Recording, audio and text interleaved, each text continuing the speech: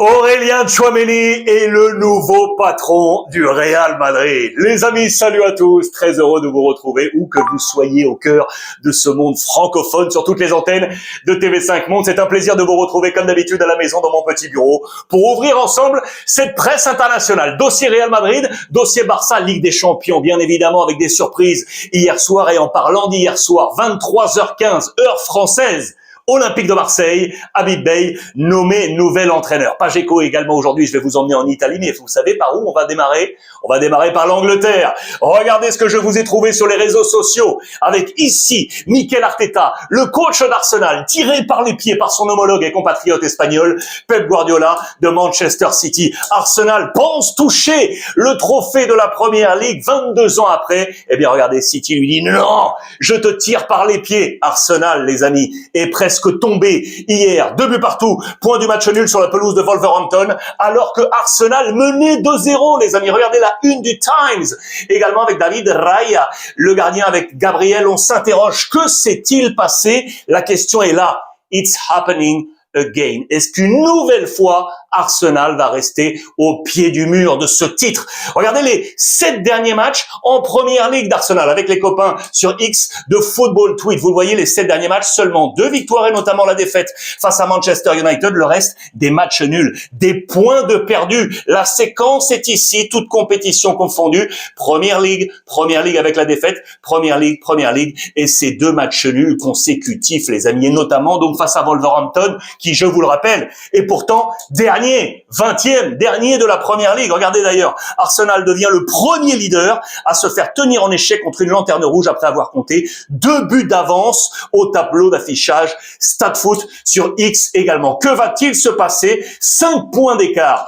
avec Manchester City. Vont-ils tenir la cadence? Toujours qualifié, vous le savez, pour la Ligue des Champions également. Regardez, en parlant de Ligue des Champions, hier soir, il y a eu des surprises de partout, et avec des clubs anglais, et notamment Newcastle, regardez, qui était de vert vêtu sur la pelouse de Karabag au fin fond de l'Europe. Victoire des Anglais, 6-1 avec un quadruplé de cet homme, Gordon, 2 pénaltys notamment, et quadruplé, ça veut dire à minima un triplé. Regardez les 11 joueurs anglais à avoir marqué des triplés dans l'histoire de la Ligue des Champions. Ils ne sont pas beaucoup, je vous dis 11, pourquoi? Parce que certains ont répété. Le dernier en date, c'est Harry Kane, avec ici le Bayern Munich en 2024, et ici également avec Tottenham en 2017. La victoire 9-2 ici du Bayern Munich, on s'en souvient, c'était face au Dynamo Zagreb. Et puis regardez, le plus vieux, ici Andy Cole avec Manchester United, c'était à la fin des années 90, début des années 2000, et entre les deux, avec le même maillot ici de Manchester, c'était Michael Owen qui était là, et un peu plus tôt, il avait également marqué un triplé,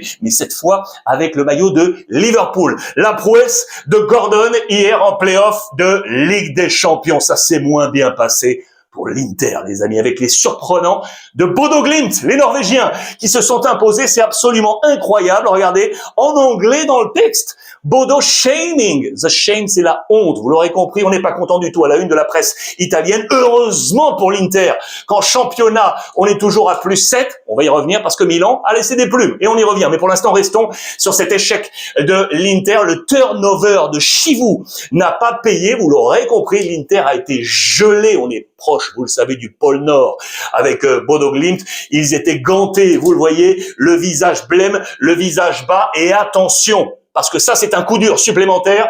Le capitaine Lautaro Martinez s'est blessé, les amis. Il est KO. Paul Pacho, c'est le mollet. On va faire des tests médicaux, bien évidemment, pour voir l'indisponibilité ou non de Lautaro Martinez. Les notes sont là. Regardez, du côté de la Gazzetta dello Sport, heureusement, Esposito pour accompagner Lautaro, 6.5. Le moins bon, Mkhitaryan, selon la Gazzetta, avec un 5. 5 également pour Chivou. En parlant des Français, Thuram, 5.5. Boni, 5.5 également. Regardez pour l'instant la cadence de l'Inter. 37 matchs, toutes compétitions confondues, avec 27 victoires, un match nul et 9 défaites. Sur la cadence des 10 derniers matchs, 8 victoires, mais 2 KO et les 2 KO en Ligue des Champions. Ça, c'est moins bon, vous l'aurez compris, face à Arsenal et face à Bodo Glimt. Heureusement, je vous l'ai dit, qu'en championnat pour l'Inter, heureusement qu'à distance, eh bien, les copains de l'AC Milan, regardez ça, n'ont pu faire mieux qu'un match nul. 1 but partout face à Côme, regardez ça. Et donc, au classement, eh bien, donc, on est à plus 7. Inter 61,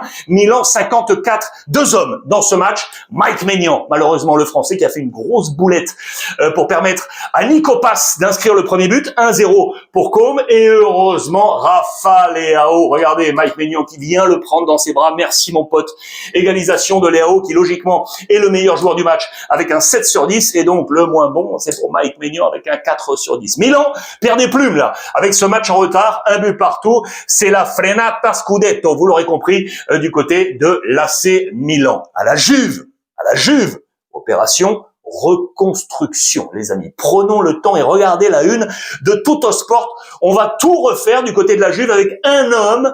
On va tout confier à Spalletti, le coach. Damien Comolli, le président, avec Chiellini en charge du sportif, eh bien, fait confiance à Spalletti pour fabriquer cette nouvelle Juve. Je vous rappelle que la Juve est ici à la 5e place. La 4e place est obligatoire. On va y revenir pour se qualifier en Ligue des Champions avec l'Inter Milan, le Napoli et pour l'instant l'AS Rome. Mais regardez surtout ce tableau. On nous dit que Spalletti aurait, je dis bien aurait, dressé possiblement ce tableau avec les gens qui resteraient, les gens qui partiraient, et en balance resteraient Yildiz, Bremer, Locatelli, les Français Thuram et Kalulu, Conceição et Miretti. Partiraient Gatti, Cabal, Openda, les amis, Zegrova, Hadzic, Perin, Kostic et Milik. En balance, Vlahovic, on le sait depuis un moment, le gardien Di Gregorio, Kelly, Hall, McKennie, Boga qui vient d'arriver de Nice, Koop Miners, Cambiasso, Pinsoglio et Jonathan David. Regardez la même tendance dans les colonnes de la Gazzetta dello Sport. On s'interroge sur ces différents profils. Vous le voyez, Di Gregorio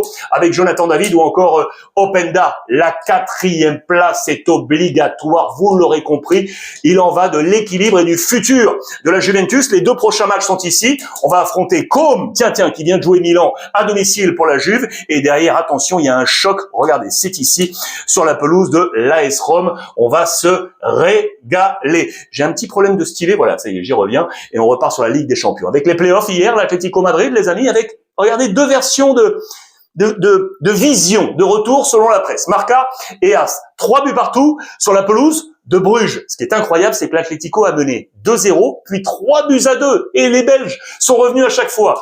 Du côté de Marca, on est plutôt dans le positif en disant que vous le voyez, les huitièmes de finale passeront par le match à domicile dans 6 jours seulement. Du côté de As, et on a choisi plutôt des visages blêmes avec les erreurs multiples des joueurs de l'Atlético, notamment ici au Black qui est au sol. Et regardez les choses de Bruges, la petite blague belge qui fait qu'à l'Atlético, eh bien on ne rigole pas avec des chiffres clés et notamment ce chiffre 6. 3 buts pris par Bruges et 3 buts juste avant pris face au Rayo Vallecano. Les amis, ça fait 6 en 2 matchs. C'est de trop pour El Cholo Simeone qui doit vraiment consolider cette défense qui joue trop aux montagnes russes. 1 étoile sur 3 seulement dans les colonnes de Marca, vous le voyez. Regardez les notes. C'est pas franchement énorme. Il y a même des 0 ici pour Molina ou ici pour Giuliano, le fils del Cholo Simeone. Antoine Griezmann était titulaire. 1 étoile sur 3 pour le joueur de l'Atlético Madrid. Et attention, parce qu'en championnat, les amis, regardez l'Atlético. Eh bien, il s'est fait passer devant. Villarreal est passé 3e. 48 points pour Villarreal. Et l'Atlético est à 45 points. Attention à la menace également avec le Betis Séville. Il en va de la prochaine participation à la Ligue des Champions. Je vous amène maintenant, vous l'aurez compris, avec le Real Madrid, puisque regardez tout d'abord ici, l'UEFA a ouvert une enquête, les amis, sur le dossier Prestiani, le joueur de Benfica avec ses fameuses possibilités de violence et d'insultes racistes envers Vinicius. Enquête ouverte ici. Le Real Madrid, les amis, qui ce week-end jouera sur la pelouse d'Osasuna samedi 21h.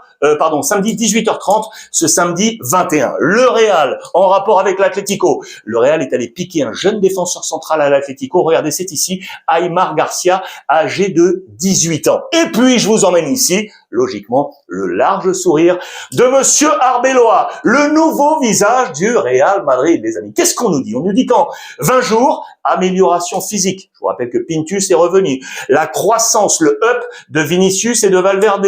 Le retour de Trent et de Rudiger. Et surtout, le nouveau dessin tactique. Ce 4-4-2 qu'a relancé Arbeloa, et au cœur de tout ça, je vous l'ai annoncé en titre, eh bien il y a le patron. Il y a le patron qui est ici. C'est monsieur Aurélien Tchouaméni, élu MVP du match face à Benfica et la victoire sur la pelouse portugaise 1-0. Je voulais vous montrer ça parce qu'il est vraiment en pleine forme, Aurélien Tchouaméni. Voici le nouveau schéma tactique, ce 4-4-2, avec un Aurélien Tchouaméni, les amis, qui, regardez, vient souvent se positionner là, entre les deux centraux, Huysen et Rudiger, en l'occurrence sur ce match face à Benfica. Regardez sa zone d'influence sur la position moyenne du Real Madrid sur ce match. Aurélien Tchouaméni, numéro 14, qui est pile dans le rond central. Ça veut dire qu'il a joué autant devant que derrière. Regardez, c'est très clair sur la zone ici. Voilà la phase offensive.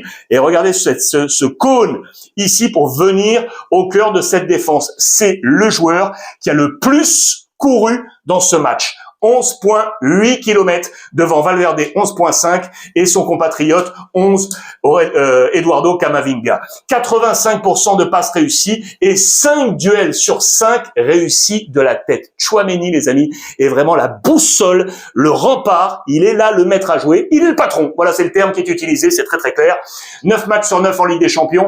Tout le temps titulaire, 94% de minutes jouées, 75 millions d'euros, la valorisation actuelle de ce super joueur qui est Aurélien Tchouaméni, les amis. En parlant du Real Madrid, regardez, ça c'est bien parce que le Real, depuis un petit moment, est en train de concéder trop d'occasions. Regardez, sur ce ranking des meilleures équipes européennes, quelles sont les équipes qui ont le plus concédé d'occasions à l'adversaire? Eh bien, le Real Madrid était à la 3e position avec 82 occasions reçu contre la défense, vous l'aurez compris. Chelsea est au-dessus avec 92, et puis ce qui m'amène à l'actualité du Barça. Regardez, le Barça est l'équipe qui concède le plus d'occasions à l'adversaire, 95. Ça, c'est l'une des problématiques du moment, vous l'aurez compris, d'Hansi Flick, et notamment par rapport à ce chiffre défensif.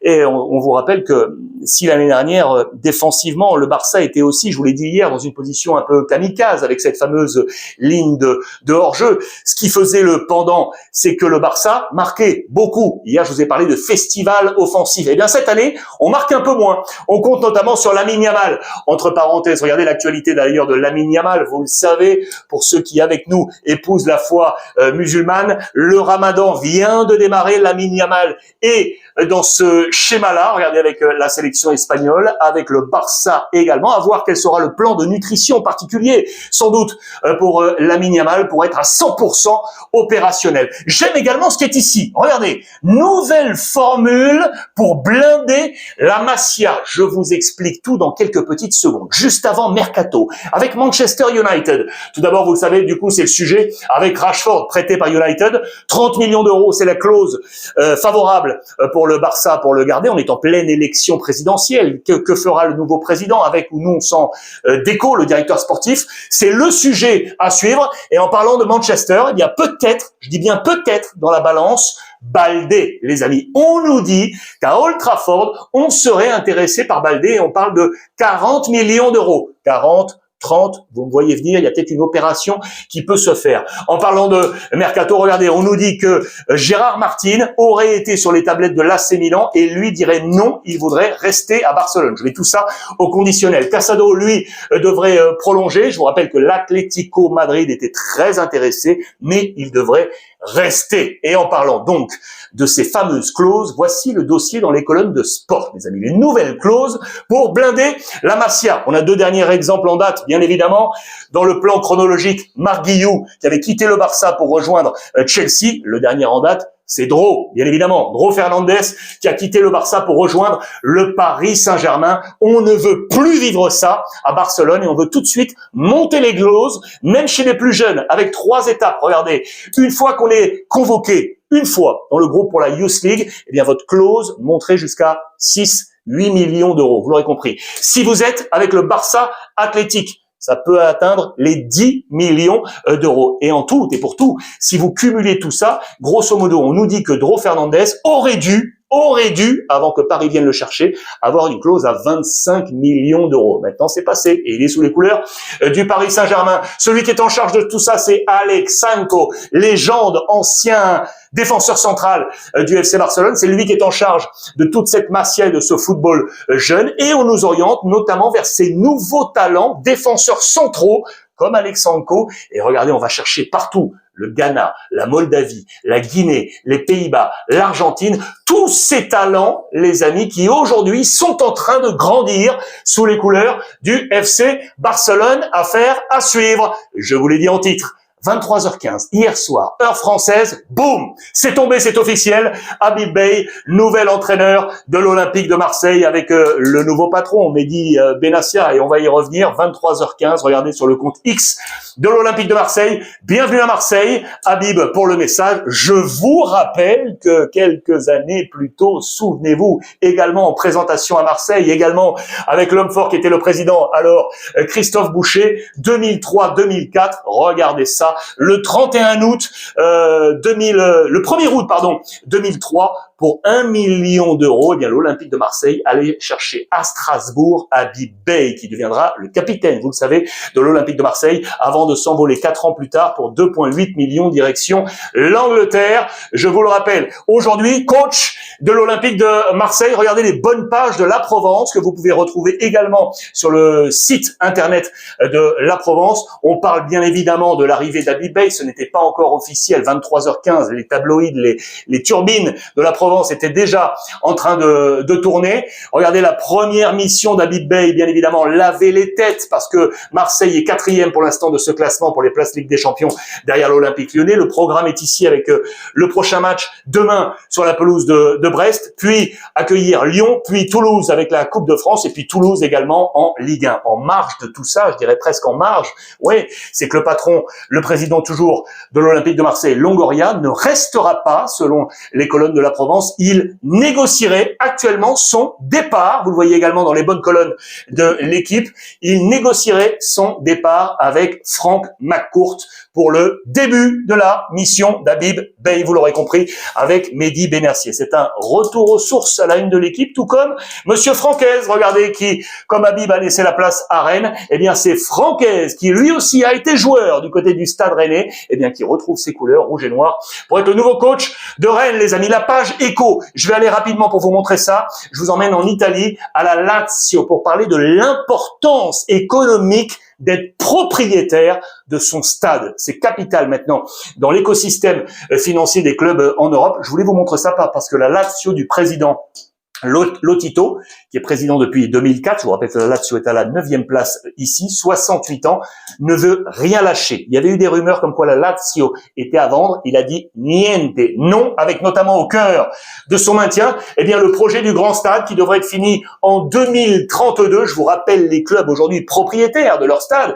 l'Inter et Milan, vous le savez, avec Meazza, cet entre commun, la Juve également, l'Atalanta, l'Udinese, Sassuolo et Frosinone.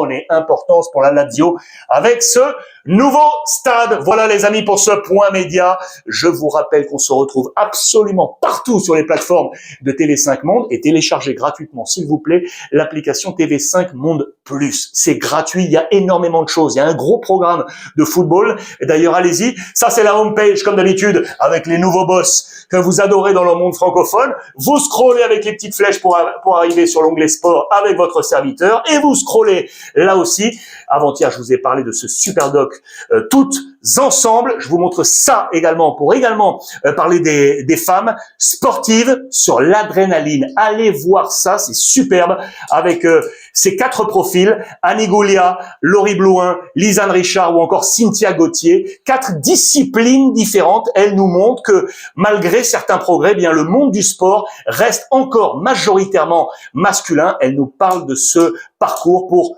valoriser le sport au féminin. C'est capital. Allez voir ça, c'est superbe, sur TV5 Monde Plus. Voilà les amis, je vous embrasse. Passez une bonne journée, je vous lis en commentaire et sur les chats en live, bien évidemment, sur YouTube. N'oubliez pas, mon leitmotiv comme tous les jours, profitez des vôtres.